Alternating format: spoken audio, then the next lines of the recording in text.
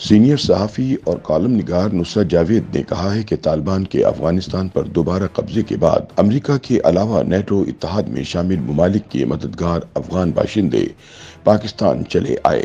NATO اتحاد نے پاکستان سے وعدہ کیا تھا کہ وہ اپنے ان افغان اثاثوں کو ہمارے ہاں زیادہ دنوں تک نہیں رہنے دیں گے۔ انہیں امریکہ اور دیگر یورپی ممالک میں طویل قیام کے لیے ویزے وغیرہ کوائف کی چھان بین کے بعد فراہم کر دیے جائیں گے۔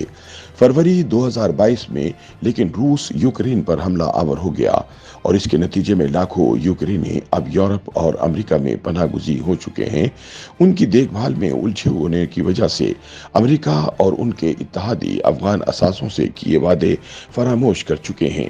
پاکستان کو مجبور کیا جا رہا ہے کہ وہ انہیں اپنے ہاں طویل المدت قیام کی اجازت دینے کو رضامند ہو جائے۔ اپنے ایک کالم میں نصرت جاوید بتاتے ہیں کہ پاکستان میں امریکہ اور نیٹو کے ان اثاثوں کی تعداد ابتدا میں 25,000 افراد پر مشتمل بتائی گئی تھی۔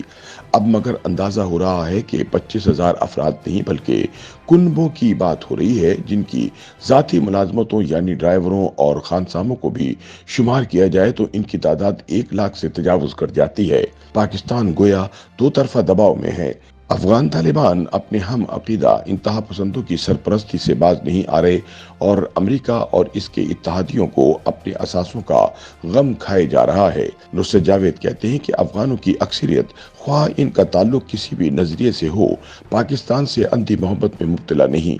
شہری متوسط طبقے کی بے پناہ اکثریت بلکہ شدت سے یہ محسوس کرتی ہے کہ 1947 میں برطانیہ کی مہربانی سے قائم ہوا پاکستان ان کے ملک کو اپنا مطیع بنانا چاہتا ہے۔ سوویت یونین کے خلاف 1980 کی دہائی میں ہوئے طویل جہاد کو وہ ہرگز پاکستان کے کھاتے میں نہیں ڈالتی۔ اس کا واحد سبب افغانوں کی اجتماعی حمیت کو ٹھہراتی ہے۔ ان میں سے بے تحاشا متعصب افراد نہایت سنجیدگی سے اس سازشی تھیوری پر بھی یقین رکھتے ہیں کہ پاکستان نے افغانوں کی مدد کے نام پر امریکہ اور یورپ کے علاوہ عرب ممالک سے بھی بے پناہ ڈالر اور جدید ترین اسلحہ جمع کیا۔ افغانوں کو اس میں لیکن رتی بھر حصہ بھی نہ دیا۔ خبردار بھی کیا جاتا رہا کہ اس گمان میں ہرگز مبتلا نہ رہا جائے کہ کابل میں طالبان کی واپسی کے بعد پاکستان اور افغانستان ٹچ بٹنوں کی جوڑی کی طرح آپس میں مل جائیں گے۔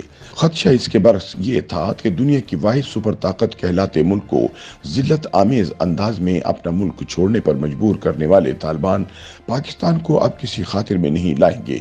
ان کے ہم عقیدہ پاکستانی طالبان بلکہ امریکہ کی شکست کے بعد ریاست پاکستان کو بھی اپنی ترجیح کا اسلام نافذ کرنے کے لیے دباؤ میں لانا شروع ہو جائیں گے۔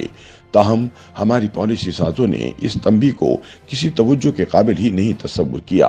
نصرت جاوید کے مطابق امریکہ ذلیل و رسوا ہو کر افغانستان سے نکل گیا تو سابق وزیر اعظم عمران خان نے غلامی کی زنجیریں ٹوٹنے پر فخر و انبساط کا اظہار کیا۔ ان کے حکم پر قومی سلامتی کے ذمہ دار اداروں نے افغانستان میں پناہ گزین پاکستانی طالبان کو گھر واپس لا کر بسانے کی کاوشیں بھی شروع کر دیں۔ گھر واپسی مگر پاکستان میں دہشت گردی کے احیا کا سبب ہونا شروع ہو گئی۔ دہشت گردی کے واقعات میں شدت آور تسلسل نے ریاست پاکستان کو مجبور کیا کہ وہ افغان طالبان کو ان کی ذمہ داریوں کا احساس دلائے۔ ان سے بات ہوئی تو وہ کاندھے اچکا کر دہشت گردی کو پاکستان کا اندرونی مسئلہ قرار دیتے ہوئے ہمیں اپنے ہم عقیدہ بھائیوں سے مذاکرات کے مشورہ دینا شروع ہو گئے۔ اپنے تئیں ان کے خلاف کسی کارروائی کو آمادہ نہ ہوئے۔ دری اثنا پے در پے ہوئی دہشت گردی کی وارداتوں میں افغان شہریوں اور وہاں سے آ کر پاکستان میں آباد ہوئے افغانوں کی شمولیت کثیر تعداد میں نمایاں ہونے لگی تو پاکستان نے اپنے ہاں غیر قانونی طور پر مقیم افغانوں کو پاکستان سے نکالنے کا فیصلہ کیا۔ ذاتی طور پر اس فیصلے کی وجوہات اور مبادیات سے میں کاملاً متفق تھا۔ اس کے اطلاق کی حکمت عملی مگر پریشان کن حد تک ناقص تھی۔ اس کی اہم ترین خامی یہ بھی تھی کہ دنیا بھر میں پھیلے افغانوں کو یہ پیغام گیا کہ حکومت پاکستان نے تمام افغانوں کو یکمشت اپنے ہاں سے نکالنے کا فیصلہ کر لیا ہے۔ حالانکہ فقط ان افغان شہریوں کو ٹارگیٹ کرنا مقصود تھا جو کسی بھی دستاویزی ریکارڈ کا حصہ ہوئے بغیر پاکستان در آئے تھے۔ دری اثنا دہشت گردی کی وارداتیں تھمنے کا نام ہی نہیں لے رہی اور اس ہفتے کے آغاز میں ڈیرہ اسماعیل خان کو جوب اور میاں والی سے ملانے والی اہم ترین شاہراہ پر واقع ایک فوجی چوکی کو خودکش بمبار اور بارود سے لدی وین کے ذریعے نشانہ بنایا گیا ہے۔ ڈیرہ اسماعیل خان میں ہوئے دل خراش واقعے کے بعد مگر اب طالبان کے ہم عقیدہ پاکستانیوں سے مذاکرات کی گنجائش ہرگز باقی نہیں رہی۔ ریاست پاکستان کو اب لازماً چند جارحانہ اقدامات لیتے ہوئے دہشت گردوں اور ان کے افغانستان میں بیٹھے سرپرستوں کو تنبیہی پیغام دینا ہوگا۔ یوٹیوب پر گوگلی نیوز دیکھنے کے لیے youtube.com کی سرچ بار میں googly news T V type کریں۔ گوگلی نیوز کے پیج پر سرخ رنگ کے سبسکرپشن والے بٹن پر کلک کرنا نہ بھولیے۔ یوٹیوب پیج پر اپلوڈ ہونے والی ویڈیوز سے باخبر رہنے کے لیے بیل آئیکن پر کلک کیجیے۔ آپ کو ہر نئی ویڈیو کے بارے میں نوٹیفیکیشن موصول ہو جائے گا۔